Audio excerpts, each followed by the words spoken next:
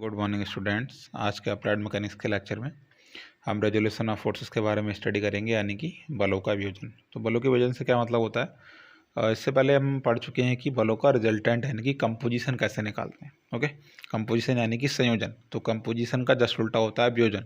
Okay, composition निकालने का मतलब क्या होता है? बलों का रिजल्टेंट निकालना, परिणामी निकालना। तो वहाँ पर मैंने आपको बताया था कि जैसे कोई बॉडी है, उस बॉडी पे बहुत सारे फोर्स लग रहे हैं, suppose F1, F2, F3, F4।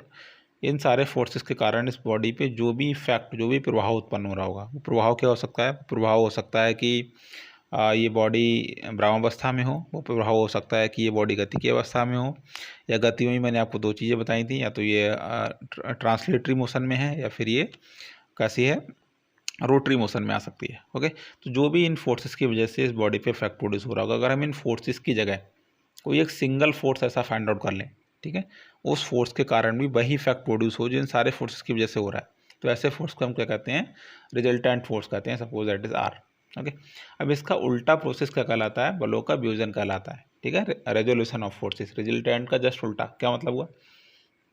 मान लीजिए एक कोई बॉडी है, इस बॉडी पे कोई फोर्स किसी एट पॉइंट ओ पे कोई फोर्स आर लग रहा है। इस फोर्स आर का इस बॉडी पे जो भी इफेक्ट होगा, ठीक है, उस इफेक्ट इस फोर्स को हम क्या करें? रिजॉल्व करें। ठीक है, इस फोर्स के स्थान पर हम कुछ ऐसे छोटे छोटे कंपोनेंट्स, फोर्सेस को अप्लाई करें इस बॉडी पे, उन उन छोटे छोटे फोर्सेस के कारण भी इस बॉडी पे सेम इफेक्ट प्रोड्यूस हो रहा हो। ठीक है, तो ऐसे फोर्सेस को हम क्या कहलाएंगे? रिजॉल्व फोर्सेस कहलाएंगे। ठीक है, या रेजुलेशन ऑफ फोर्सेस कहलाएंगे। इस प्रोसेस को हम क्या कहेंगे? रेजुलेशन, वियोजन, है ना, रेजुलेशन ऑफ फोर्स, बलों का वियोजन। ओके, और ये जो कंपोनेंट्स होंगे इनको हम कहेंगे रिजॉल्व पार्ट्स। ठीक है, या रिजॉल्व कंपोनेंट्स, ये कहलाएंगे रिजॉल्व पार्ट्स या रिजॉल्व कंपोनेंट्स। ठीक है, तो परिणामी निकालने का जो जस्ट उल्टा तरीका होता है, विपरीत तरीका होता है, उसको हम क्या कहते हैं? बलों का वियोजन कहते हैं, यानी कि बलों का घटक निकालना। ओके, तो बलों के वियोजन, फोर्सेस, रिजॉल्व फोर्सेस निकालने के दो तरीके होते हैं। फर्स्ट होता है perpendicular resolution of a force.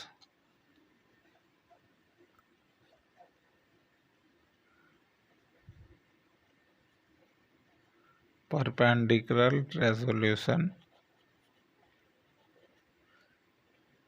Of a force. ठीक है, इस मेथड में हम क्या करते हैं? हमें किसी दिए गए फोर्स के क्या करने होते हैं? जो रेजोल्यूशन हम निकालते हैं, उसको जो घटक निकालते हैं, कंपोनेंट निकालते हैं, वो परपेंडिकुलर डायरेक्शंस में निकालते हैं, एक दूसरे से लंबवत घटक निकालते हैं। ठीक है, क्या मतलब हुआ? मान लीजिए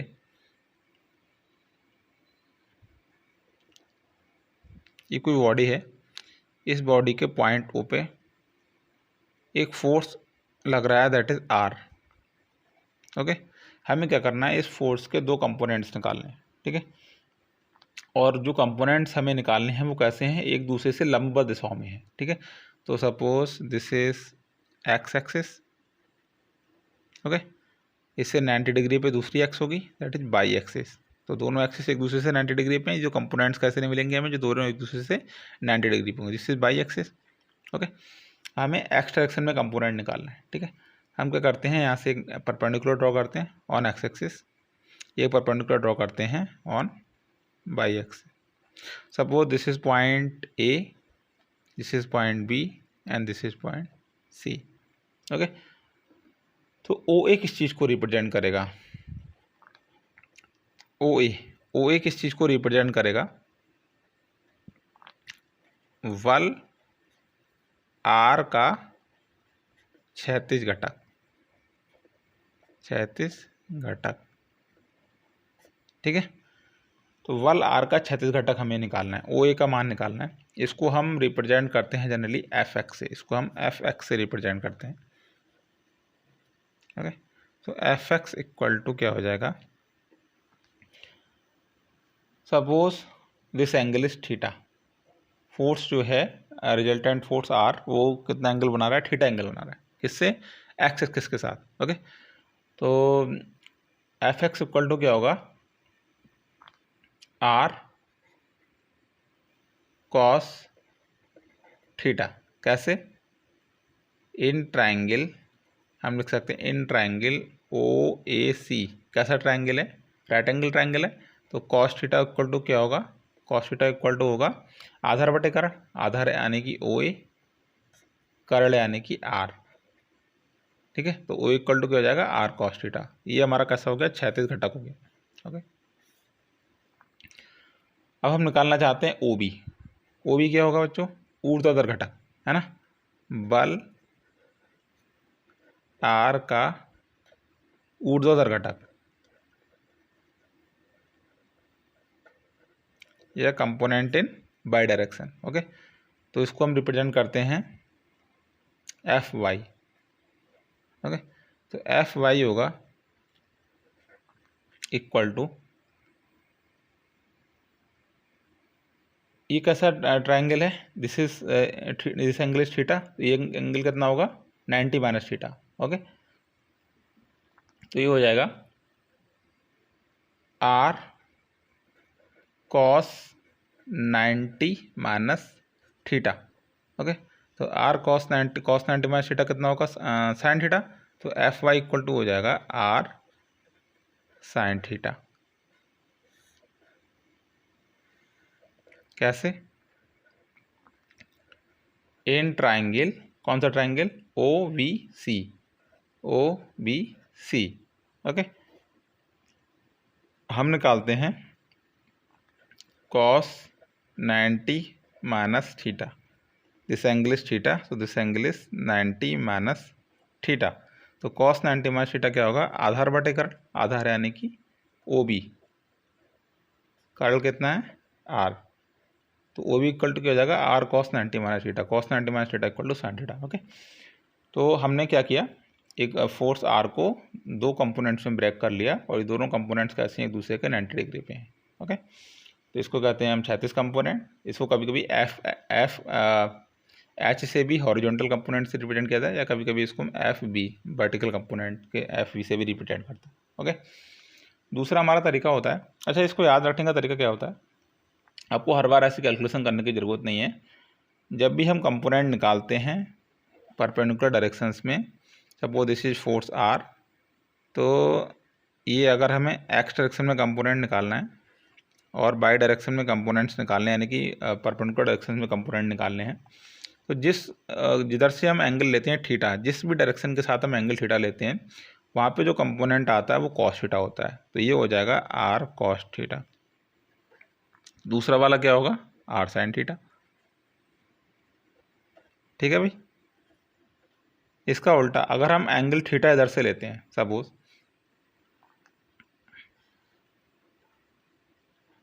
okay this is force R।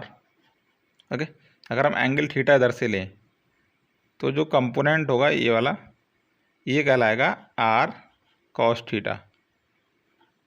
ठीक है, ये दूसरा कंपोनेंट होगा, ये कहलाएगा R साइन थीटा। तो ध्यान रखने वाली बात क्या है?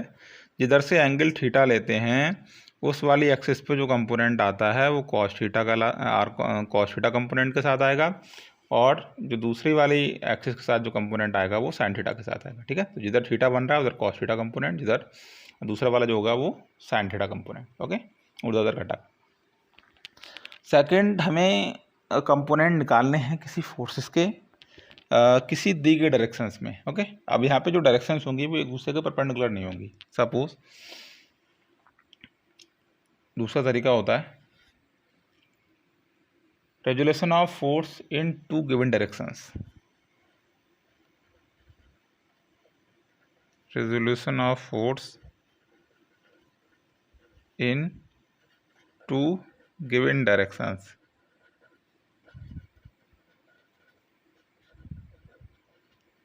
दो दी गई दिशाओं में किसी फोर्स के कंपोनेंट को फाइंड आउट करना।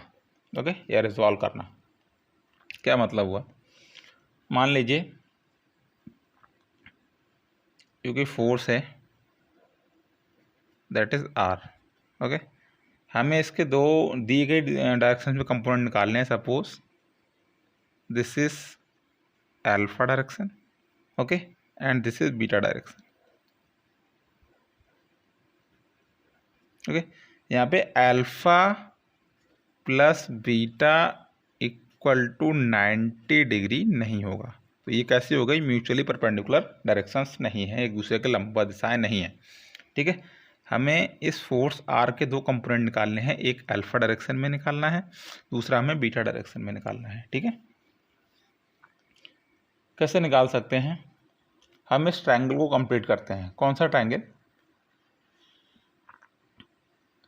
बलों का त्रिभुज नियम। बलों का त्रिभुज नियम क्या कहता है? हमें इस कंपोनेंट्स को, सपोज दिस इज, इन तीनों फोर्सेस को हम क्या करते हैं? एक त्रिभुज से रिप्रेजेंट करते हैं, त्रिभुज की तीनों भुजाओं से रिप्रेजेंट करते हैं। ठीक है, सो दिस इज इन, इसको हम मान लेते हैं P। ओके, क्षैतिज कंपोनेंट को, अल्फा डायरेक्शन में जो कंपोनेंट है उसको हम मान लेते हैं P, बीटा डायरेक्शन में जो कंपोनेंट है उसको हम मान लेते हैं Q। ओके, सो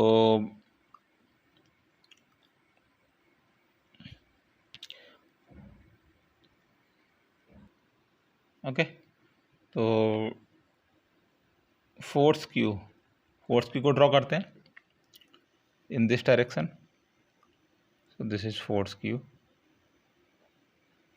ओके, अब हमें किसको रिप्रेजेंट करना है? फोर्स R को रिप्रेजेंट करना है। तो R क्या है? बेसिकली P और Q का रिजल्टेंट है ना। तो त्रिभुज का नियम क्या कहता है? लॉ ऑफ पॉलीगन क्या कहता है? लॉ ऑफ ट्रायंगल क्या कहता है? अगर ये चक्रीय डायरेक्शन में है तो रिजल्टेंट जो होगा वो उसके जस्ट अपोजिट डायरेक्शन में होगा। तो ये हो गया हमारा ट्रायंगल कंप्लीट। ओके, अब यहाँ पे एंगल्स देखते हैं बच्चों। P और Q फोर्स के बीच एंगल कितना है? Alpha plus beta. ठीक है, तो फोर्स P, इसको आगे बढ़ाते हैं, इसको आगे बढ़ाते हैं। P और Q फोर्सेस, इनके बीच में जो एंगल है वो कितना है? Alpha plus beta. तो this angle is alpha plus beta. तो ये वाला एंगल कितना होगा? Pi minus alpha plus beta. ठीक है, pi minus alpha plus beta. Okay, force P और रिजल्टेंट फोर्स R, इसके बीच में एंगल कितना है? P और R के बीच में एंगल कितना है? अल्फा।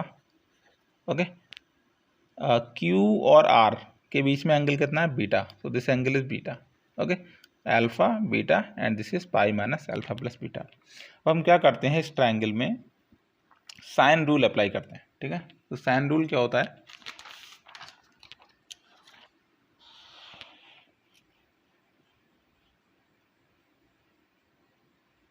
Okay, sine rule.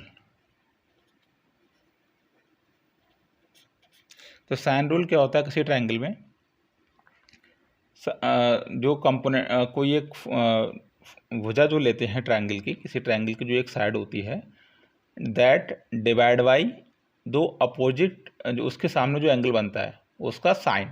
ठीक है, ऐसे ही एक दूसरी साइड लेंगे, उसके सामने वाले एंगल का साइन, इनका जो रेशियो होता है वो सेम होता है। ठीक है, क्या मतलब हुआ? अगर हम साइन रूल अप्लाई करें इस ट्रायंगल में तो कैसे अप्लाई करेंगे? That is P divide by, क्या होगा? बाकी जो दो फोर्स जो दो भुजाएं हैं उनके बीच के कोण का साइन।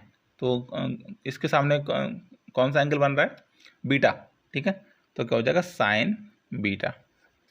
ओके, नाउ अगर हम फोर्स Q के बारे में डिस्कस करें, this is force Q। Okay, this is Q divide by इसके सामने वाला जो एंगल है उसका साइन, तो that is sine alpha. Okay, R divide by इसके सामने वाला को एंगल कौन सा है? दिस इज, तो sine pi minus alpha plus beta. Okay, इसको हम कहते हैं साइन रूल। ओके, अब हमें क्या फाइंड आउट करना है? हमें फाइंड आउट करना है, हमें P का मान निकालना है और Q का मान निकालना है। तो P इक्वल टू क्या होगा? एक बार ये दो साइड्स लेते हैं, रेशियो लेते हैं, तो P इक्वल टू हो जाएगा R sign beta divide by sign 180 minus theta.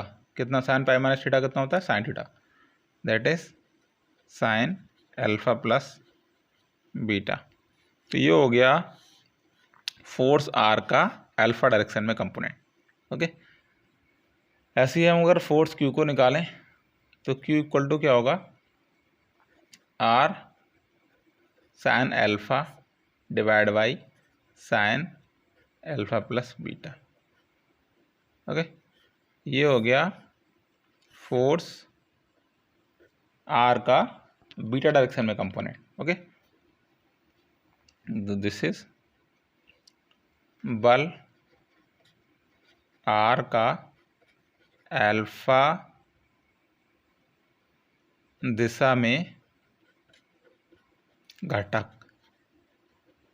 Okay, ये क्या है? बल आर का